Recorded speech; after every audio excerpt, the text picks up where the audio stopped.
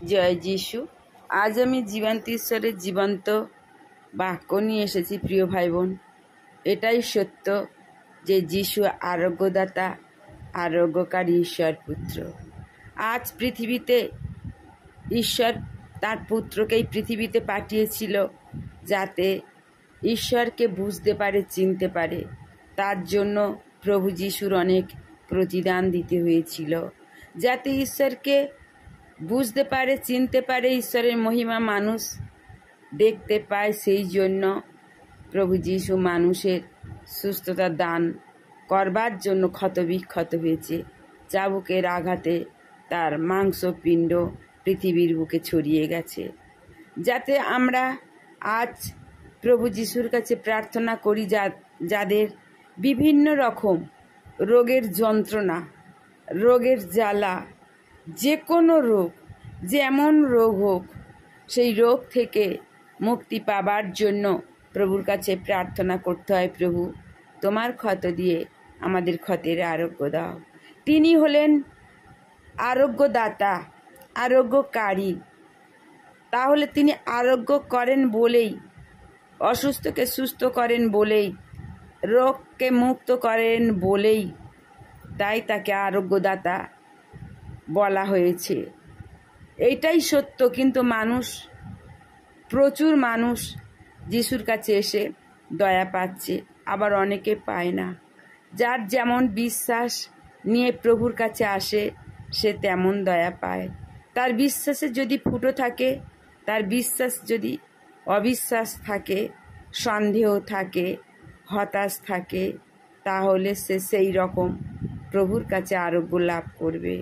প্রিয় ভাই বোন, তোমরা পূর্ণ বিশ্বাস নিয়ে প্রভু যিশুর কাছে এসো, দেখবে তোমাদের সকল রোগ থেকে মুক্ত প্রভু যিশুই করবেন। কারণ প্রভু যিশু হলো ডাক্তার, স্বর্গ মর্ত পাতালের তিনি হলেন শ্রেষ্ঠ ডাক্তার।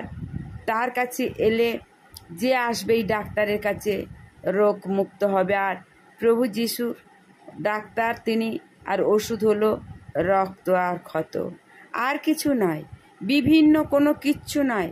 প্রিয় ভাই বোন, যারা এখনো অসুস্থ ভুগছ, রোগের জ্বালার যন্ত্রণায় বিছনা শয্যা হয়ে পড়ে আছো, তোমাদের রোগ থেকে মুক্ত হতে পারছো না, সুস্থ হতে পারছো না, ডাক্তারখানায় ডাক্তার দেখিয়ে ফেল হয়ে যাচ্ছ, হাসপাতালে গিয়েও ফেল হয়ে যাচ্ছ, টাকা প্রচুর চলে যাচ্ছে, ক্ষতবিক্ষত হয়েছে, ঘা হয়ে পুঁজ রক্ত বেরোচ্ছে, আর সুস্থ হচ্ছে না, বা ক্যান্সার বা টিউমার বা যে কোনো রোগ হোক না কেন, এই ডাক্তারের কাছে এসো।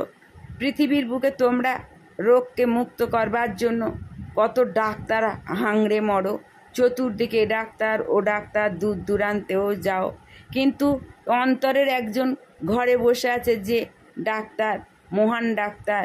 সেই ডাক্তারের কাছে একটা বার বিশ্বাস করে তাকে দেখো।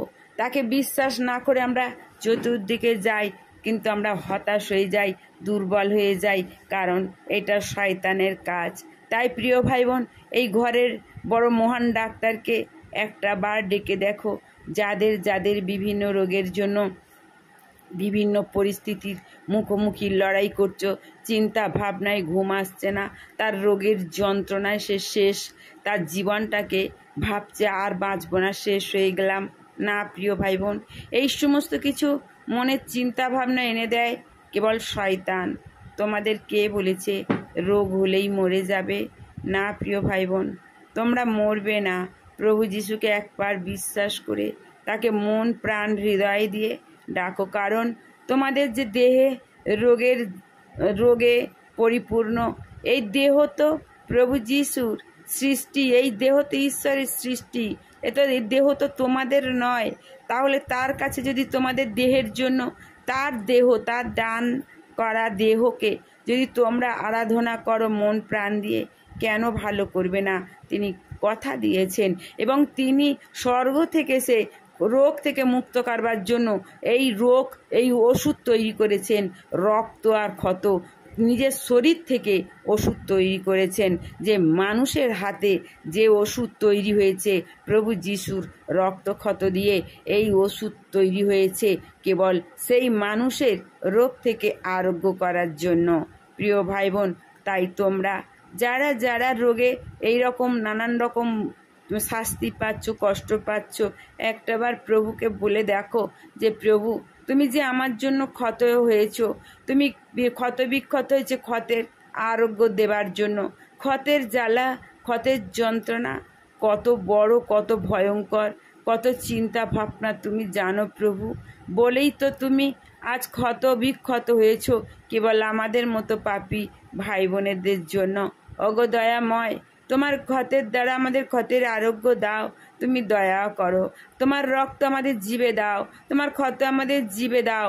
মহান ঔষধ খেয়ে আমরা সুস্থ সবল জীবন কাটাই। প্রিয় ভাই বোন, তোমরা যদি এইভাবে প্রার্থনা করতে পারো, রোগ মুক্ত হবে। সে যে কোনো রোগ হোক, রোগ অসুস্থ, যে কোনো পরিস্থিতি যে কোনো পরিস্থিতি হোক, সেই রকম রোগ যে কোনো রোগ হোক, প্রভু পারে না এমনটা নয়। প্রিয় ভাই বোন, তিনি সব পারেন। তিনি অলৌকিক কাজ করেন, অসম্ভবকে সম্ভব, অসাধ্যকে সাধন তিনি করেন। কেন? তিনি অসাধারণ, তিনি অসম্ভব। তাই তো তিনি অসম্ভবকে সম্ভব, অসাধ্যকে সাধন কেবলমাত্র প্রভু যিশুর দ্বারাই সম্ভব। এই পৃথিবীতে আর কেউ জীবন্ত নেই, সব মৃত, কিন্তু প্রভু যিশু এক কেবলমাত্র জীবন্ত। তাই তিনি করে দেখান সত্যি তিনি মৃত না সত্যি তুমি জীবিত। প্রিয় ভাই বোন, তোমরা জগতের অনেক শক্তিদের ডেকে দেখো যে কার কেমন শক্তি, ডেকে দেখো তারা রোগ থেকে মুক্ত করতে পারে কি। তারপরে প্রভু যিশুর কাছে এসে কায় মনোবাক্যে ডেকে দেখো যে জগতের আরও যারা পারে না যেটা, সেটা প্রভু যিশু পারে কি না। তাই যখন পারবে তখন তোমাদের মনের ময়লা কালিমা ধুয়ে পরিষ্কার হয়ে যাবে যে হ্যাঁ, কেবলমাত্র প্রভু যিশু হলো স্বর্গমর্ত মহান ঈশ্বর পুত্র, সর্বশক্তিমান, তিনি সবই পারেন। প্রিয় ভাই বোন, এই কথাগুলো মিথ্যা নয়, এই কথাগুলো সত্য। একটা বার তোমরা যাচাই করে দেখো, একটা বার এই কথাগুলোর প্রত্যেকটা প্রাণ আছে। যদি তোমাদের বিশ্বাসের প্রাণ থাকে, যদি তোমাদের বিশ্বাস সত্য হয়, যদি তোমাদের মন পরিষ্কার হয়, বিশ্বাস পরিষ্কার হবে। যদি মন সত্য হয়, বিশ্বাস সত্য হবে। তাহলে এই মন যা কিছু আছে, মন আত্মা, যদি তোমরা অসুচি দিয়ে তৈরি করে বিশ্বাসটা অসুচি করে যদি বিশ্বাস রাখো, তাহলে কিছু পাবে না। বিশ্বাসটাও পবিত্র করতে হবে, বিশ্বাসটা খাঁটি করতে হবে, বিশ্বাসটাও শক্ত করতে হবে। তাহলে সেই পূর্ণ বিশ্বাসটা নিয়ে প্রভুর চরণে একটা বার এসে যাচাই করে দেখো তিনি পারে কি না।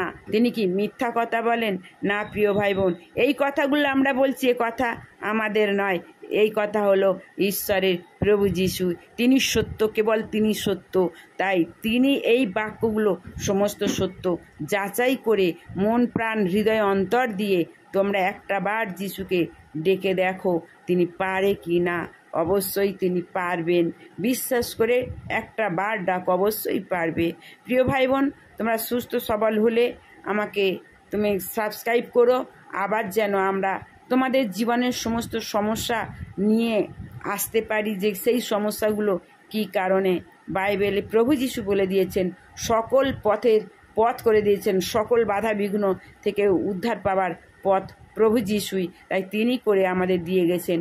তোমরা প্রত্যেকটা পথ পাবে, প্রত্যেকটা বন্ধ দুয়ার, বন্ধ পথতে তোমরা মুক্ত হবে, তোমরা পথ পাবে। জয় যিশু। আমার সঙ্গে থেকো, সাথে থেকো, ভালোবাসা নিও এবং ভালোবাসা দিও। জয় যিশু।